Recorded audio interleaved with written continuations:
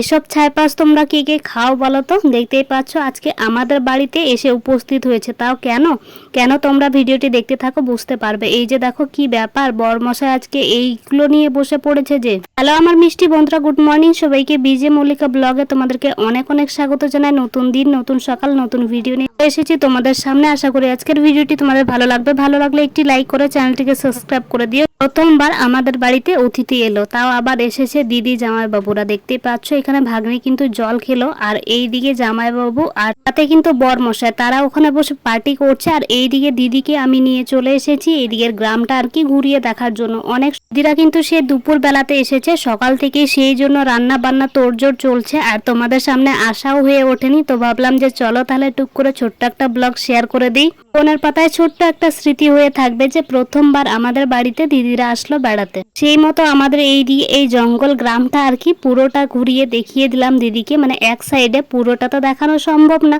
তাই মাঠের দিকে তারপর কিন্তু আমরা চলে এসেছি। আর এখানে দেখো ভাগ্নিকে দিয়ে দেওয়া হয়েছে একটা ছোট্ট করে বেগুন, যেটা ও কামড়ে বেড়াচ্ছিল।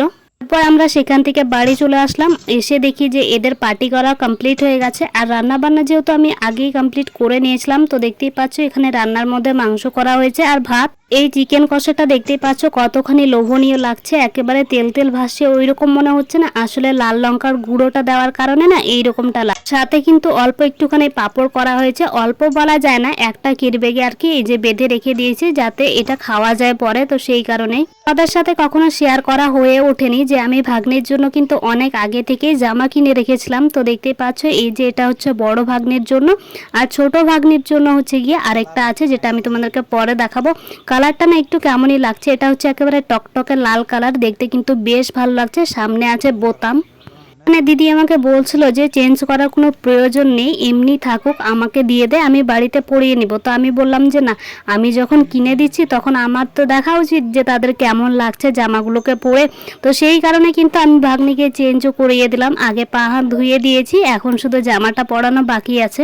হ্যাঁ, আমাদের কিন্তু খাওয়া দাওয়াটা কমপ্লিট হয়ে গেছে। খাওয়া দাওয়া কমপ্লিট করে এখন হচ্ছে গিয়ে সবাই রেডি হয়ে গেছে বাড়ি যাবার জন্য।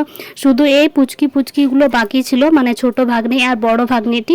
দিদির কিন্তু দুটি মেয়ে, একটা হচ্ছে এই যে বড় ভাগ্নি, আর ছোটটাকে তো তোমরা দেখতেই পেলে যে ছোট্ট একটুখানি বেগুন দিয়েছিলাম তাকে খেলার জন্য। তো এখানে সেটাই আমি তাকে পড়াচ্ছিলাম। দেখতে পাচ্ছ বেশ ভালো হয়েছে কিন্তু জামাটা, আর যেহেতু ভাগ্নির গায়ের কালারটা বেশ ভালো আর দেখতেও খুবই কিউট, তো সেই কারণে দেখো কত সুন্দর হয়েছে জামাটা, আর বেশ ভালোও লাগছে দেখে।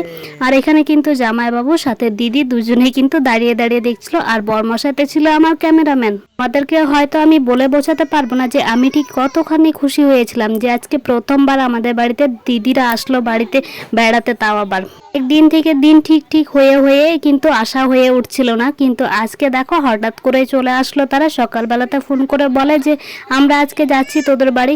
আমি বললাম যে ঠিক আছে চলে আসো। এখানে এই যে দেখো জামাটা পরিয়ে দিলাম, সাথে কিন্তু প্যান্টটাও হাতে ধরিয়ে দিলাম। আর প্যান্টটা পেয়ে সে বলে যে এটা কি তোমার প্যান্ট, আমি কি এটা রেখে দেবো? এই কথাটা শুনে আমরা যে কি হাসান হেসেছিলাম কি আর বলবো তোমাদেরকে। এখানে আমি তাকে বললাম যে না, এটা তোমার জন্য, তুমি রেখে দাও। তো সেটা কিন্তু তার বাবাকে দেখানোর জন্য চলে গেল সে। আর এখানে ভাগ্নিকে দেখো প্যান্টটা পরিয়ে দিচ্ছি, আর সে তো কোনোভাবেই প্যান্টটা পরবে না। জামা কাপড় পরানো বাচ্চাদের যে কি কষ্টকর কি আর বলবো, সেটা আমি কোনো মতেই পারি না একাই। তো দেখতে পাচ্ছ তাও কোনো রকম চেষ্টা করে তাকে পরিয়ে দিলাম। তো দিদি বলছিল যে শুধু প্যান্টটা পরা থাকুক আর জামাটা যেটা আছে সেটাই, মানে গেঞ্জিটাই থাকুক। আমি বললাম যে একদমই না, আমি কি দেখবো না তাকে কেমন লাগছে জামাটা পরে?